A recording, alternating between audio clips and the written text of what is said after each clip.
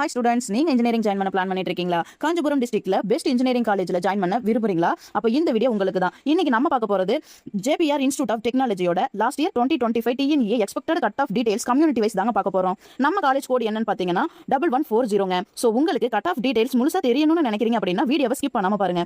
So வாங்க cut off marks என்னன்னு பார்ப்போம்.